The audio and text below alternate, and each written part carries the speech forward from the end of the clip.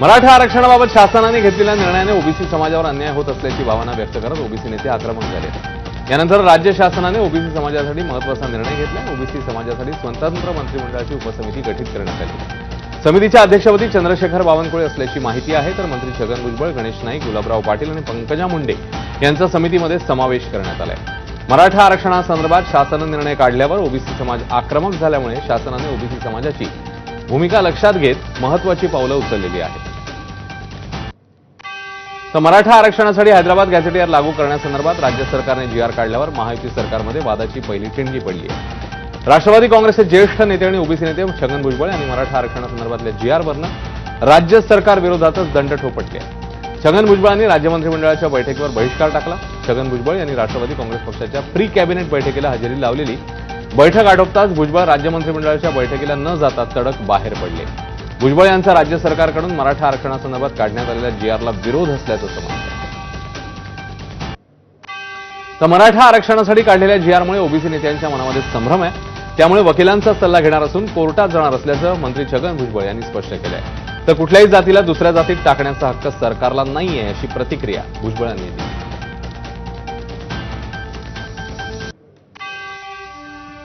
काल जो काही जीआर काढलेला आहे त्याच्याबद्दल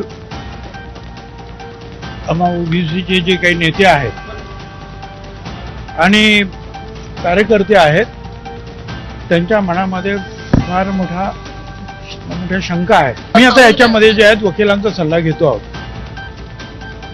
की याचा काय अर्थ आहे, कारण कुठल्याही जातीला उचलून दुसऱ्या जातीत टाकण्याचा अधिकार कुठल्याही सरकारला नाही। न्यायालयात जाणार आहात का? होय, कायदेशीर होय। उपमुख्यमंत्री एकनाथ शिंदेंनी भुजबळांच्या नाराजीवर प्रतिक्रिया दिली आहे। मुख्यमंत्री फडणवीस आणि आम्ही सर्व भुजबळांशी चर्चा करू। जीआरबाबत घेतलेल्या निर्णयाची वस्तुस्थिती समजावल्यावर भुजबळांची नाराजी दूर होईल, असं शिंदेंनी म्हटलं।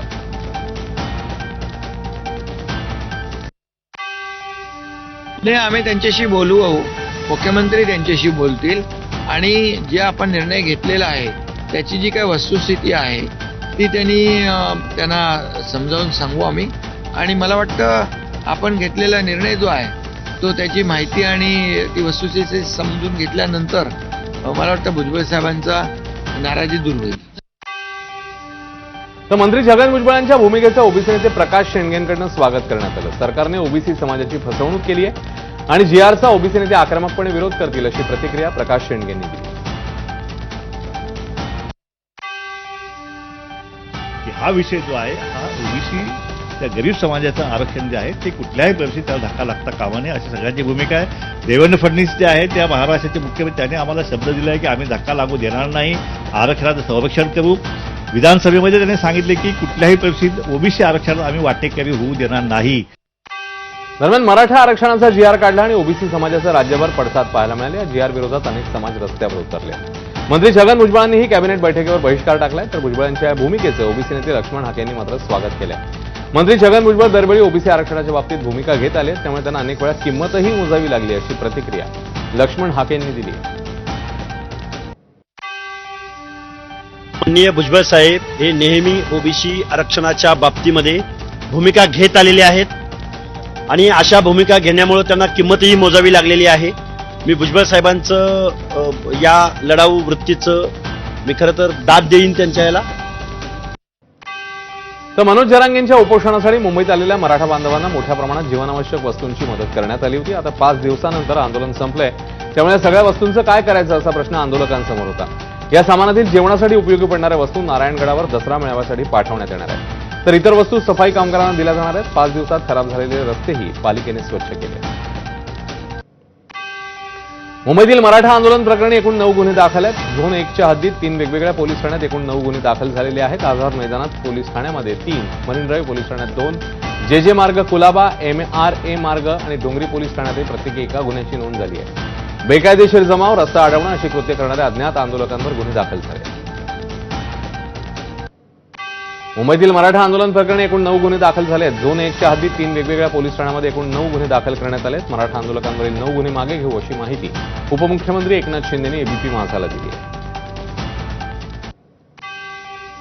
कालच्या 4 दिवसात एकूणच मराठा आंदोलकांवरती 9 गुन्हे दाखल झालेले आहेत. हे गुन्हे सरकार कशा पद्धतीने मागे ते गुन्हे जे राजकीय गुन्हे जे आहेत ते आम्ही मागे घेणार आहोत. तर मराठा आरक्षण आंदोलन सुरू असताना याचिकाकर्ते विनोद पाटील ताज हॉटेलमध्ये जाऊन झोपले होते असा गंभीर आरोप मराठा आरक्षण उपसमिती अध्यक्ष राधाकृष्ण विखे पाटील यांनी केला. विनोद पाटील सुद्धा आरोप करताय की माहिती गोष्टी काय ताजमध्ये झोपली होती आरक्षण सांगितलं अशी वाटत होती की बिचारे आरक्षण पाहिजे राईट रॉंग आरक्षणच्या जे आंदोलन चालू असतात.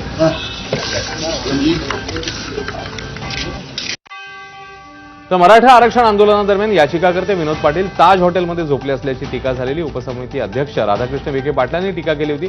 त्यावर आपण गणपती मंडळ आणि आरक्षणाच्या लढाईत व्यस्त असल्याची प्रतिक्रिया विनोद पाटील यांनी दिली. याच्या आंदोलनाच्या काळामध्ये मी कुठं होतो, विखे पाटील साहेब सरकार आहे, सरकारने सांगावं, मी माझ्या गणपती मंडळात होतो आणि आरक्षणाच्या लढाईत. विखे पाटील साहेबांना माझ्यावर बोलण्याचा अधिकार. तर मराठा समाजाची संस्कृती आहे. शरद पवार साहेब असतील, एकनाथ शिंदे साहेब असतील, विखे पाटील साहेब असतील, बोटावर मोजके इतके नेते मराठा समाजाचे शिल्लक आहे की ज्यांच्याकडे आम्ही आशेने बघतो. साहेबांनी मला अजून शिव्या द्याव्या, मी त्याचा आदर आणि त्या शिव्या स्वीकारेन. पण साहेब माझ्या प्रश्नाचं उत्तर का देत? साहेबांनी मला प्रश्नाचं उत्तर द्यावं. नांदेडच्या भोकरमध्ये ओबीसी बांधव आक्रमक झालेत. हैदराबाद गॅझेटचा जीआर काढल्यावर ओबीसी आंदोलकांनी तहसील कार्यालयासमोर जीआरची होळी केली आहे. जीआर रद्द झाला नाही तर गंभीर परिणाम भोगावे लागतील असा इशारा ओबीसी बांधवांनी दिला.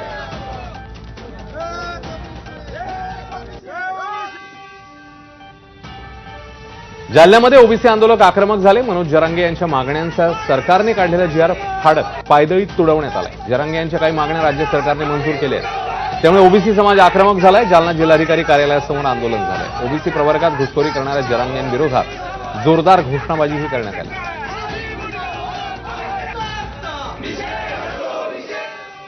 मनोज जरांगे यांच्या नेतृत्वाखालील आंदोलनाला यश आल्यावर सांगलीत सकल मराठा बांधवांनी जल्लोष करत आनंदोत्सव केला.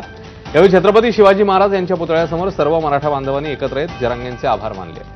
ज्या मागण्या मान्य करण्यात आलेल्या आहेत त्या मागण्यांची वेळीच पूर्तता करा आणि समाजाला न्याय द्या अशी मागणी सांगलीतल्या सकल मराठा समाजाकडून करण्यात आली. नागपुरात ओबीसी महासंघाचं साखळी उपोषण आजही सुरूच आहे. मराठा समाजाला ओबीसी अंतर्गत आरक्षण देऊ नये, मराठ्यांना सरसकट कुणबी प्रमाणपत्र देऊ नये अशी मागणी राष्ट्रीय ओबीसी महासंघाने केली आहे. जोपर्यंत सरकार लेखी आश्वासन देत नाही तोवर उपोषण सुरूच ठेवू अशी भूमिका ओबीसी महासंघाने घेतली. राष्ट्रीय ओबीसी महासंघाच्या साखळी उपोषणाला मुख्यमंत्री भेट देणार आहेत. उद्या 11 वाजता नागपुरात सुरू असलेल्या राष्ट्रीय ओबीसी महासंघाच्या साखळी उपोषणाला ते भेट देतील. यावेळी ओबीसी महासंघ अध्यक्ष बबनराव तायवाडेंशी फडणवीस चर्चा करणार आहेत. फडणवीसांच्या भेटीनंतर ओबीसी नेते आंदोलन मागे घेणार का याकडे आता सगळ्यांचंच लक्ष आहे. गणेशोत्सवानिमित्ताने मुख्यमंत्री फडणवीसांच्या घरी आज महायुतीतल्या आमदारांकरता स्नेहभोजनाचा कार्यक्रम आहे. मुख्यमंत्र्यांच्या घरी होणाऱ्या स्नेहभोजन कार्यक्रमाला एकनाथ शिंदेही उपस्थित राहणार आहेत. मराठा आरक्षणाचा विषय यशस्वीरित्या निकाली काढल्यावर पहिल्यांदाच तिन्ही पक्षाचे प्रमुख नेते एकाच कार्यक्रमात दिसणार आहेत. मुख्यमंत्र्यांच्या वर्षा निवासस्थानी सायंकाळी 7 वाजता हा कार्यक्रम आयोजित करण्यात आला. राज्य मंत्रिमंडळ बैठकीत अनेक महत्त्वाचे निर्णय घेण्यात आले आहेत. यात संजय गांधी निराधार श्रावणबाळ योजनेतल्या दिव्यांगांच्या अर्थसहाय्यात 1,000 रुपयांची वाढ करण्यात आली आहे. लाभार्थ्यांना दरमहा 1,500 रुपयाऐवजी आता 2,500 रुपये मिळतील. वांद्र्यातील उच्च न्यायालयाच्या बांधकाम प्रकल्पासाठी 3,750 कोटींची तरतूद करण्यात आली आहे. मुंबईतील अनेक डेपो वडाळा ते गेटवे ऑफ इंडिया मेट्रो मार्गिका 11 या प्रकल्पाला मान्यता देण्यात आली आहे. यासाठी 23,487 कोटी 51 लाख रुपयांची तरतूद करण्यात आली आहे. यासोबतच ठाणे वर्तुळाकार मेट्रो आणि नागपूर मेट्रोच्या टप्पा 2च्या कर्जासही मंत्रिमंडळाने मान्यता दिली आहे.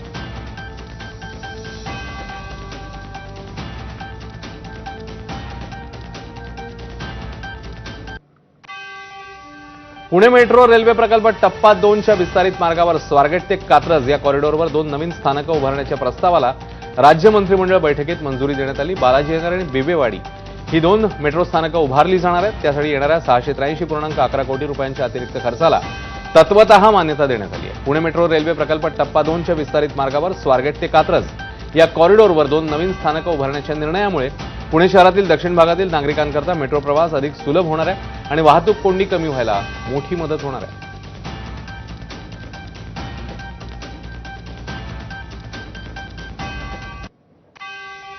पुणे ते लोणावळा दरम्यान उपनगरीय रेल्वेच्या तिसऱ्या आणि चौथ्या मार्गाच्या महत्त्वपूर्ण प्रकल्पासाठी राज्य शासनाच्या आर्थिक सहभागाला राज्य मंत्रिमंडळ बैठकीत मान्यता देण्यात आली. उपमुख्यमंत्री तथा पुण्याचे जिल्ह्याचे पालकमंत्री अजित पवार यांच्या सातत्यपूर्ण पाठपुराव्यामुळे दीर्घकालीन प्रश्न मार्गी लागला. मुंबई रेल्वे विकास महामंडळामार्फत सादर करण्यात आलेल्या प्रकल्पाचा एकूण खर्च सुमारे 5,100 कोटी आहे. या निर्णयामुळे पुणे लोणावळा रेल्वे प्रवाशांचा वाढता ताण कमी होऊन उपनगरीय रेल्वे सेवांची क्षमता मोठ्या प्रमाणामध्ये वाढणार आहे. ठाण्यामधली बातमी. बागळे एस्टेट भागात एक धक्कादायक प्रकार समोर आलाय. हत्यार न वापरता एकाची गाडीने चिरडून हत्या करण्यात आली. यानंतर गुंड संतोष पवार फरार झालाय. ही धक्कादायक घटना सीसीटीव्ही कॅमेऱ्यात कैद झाली. पूर्व वैमनस्यातनं झालेल्या वादातनं गुंड संतोष पवारने चारचाकीच्या माध्यमातून एकाला अक्षरशः चिरडून टाकलं. यामध्ये विठ्ठल गायकर या व्यक्तीचा मृत्यू झालाय. पोलीस फरार आरोपीचा शोध घेत आहेत. पोलिसांनी आरोपीची गाडी ताब्यात घेतली.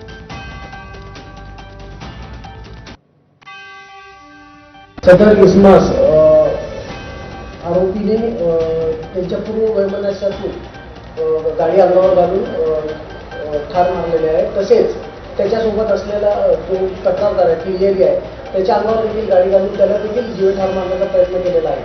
सदर गुन्ह्याच्या तपासामध्ये एका आरोपीस ताब्यात घेण्यात आलेले असून त्याची विचारपूस चालू आहे. त्याच्या अनुषंगाने पुढील आरोपींचा देखील शोध घेण्यात येत आहे आणि पुढील कार्यवाही करण्यात येत आहे. काल 7 दिवसांनी गौरी गणपतींचं विसर्जन झाल्यावर आता मुंबईतल्या सार्वजनिक गणपतींच्या दर्शनासाठी भाविक गर्दी करताना पाहायला मिळतात. मुंबईतील प्रसिद्ध लालबागच्या राजाच्या दर्शनासाठी गर्दी वाढली आहे. गणेशोत्सवाच्या 8व्या दिवशी लालबागच्या राजाचं दर्शन घ्यायला भाविक मोठ्या संख्येने दाखल झाले. दुसरीकडे सेलिब्रिटी आणि राजकारणी देखील लालबागच्या राजाच्या दर्शनाकरता पाहायला मिळतात.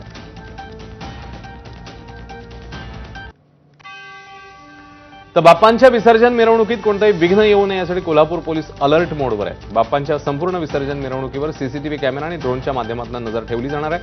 विसर्जन मिरवणुकीत कुठलाही अनुचित प्रकार घडू नये यासाठी ठिकठिकाणी पोलीस बंदोबस्त तैनात करण्यात येणार आहे.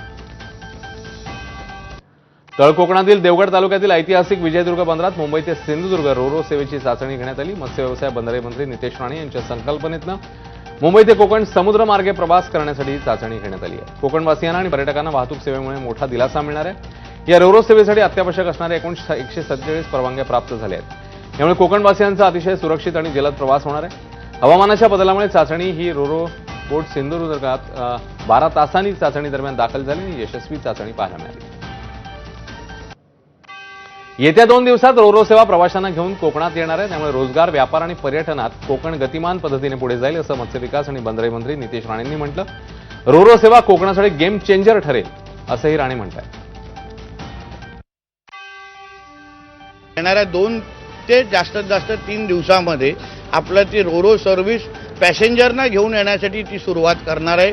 त्याच्यामुळे रोजगार असो, व्यापार असो आणि पर्यटन ह्या सगळ्या बाबतीमध्ये कोकण आता गतिमान पद्धतीने पुढे जाणार आहे. म्हणून मला विश्वास आहे जेव्हा पण ही रोरो सर्व्हिस सुरू होईल तेव्हा कोकणासाठी हे गेम चेंजर ठरणार आहे.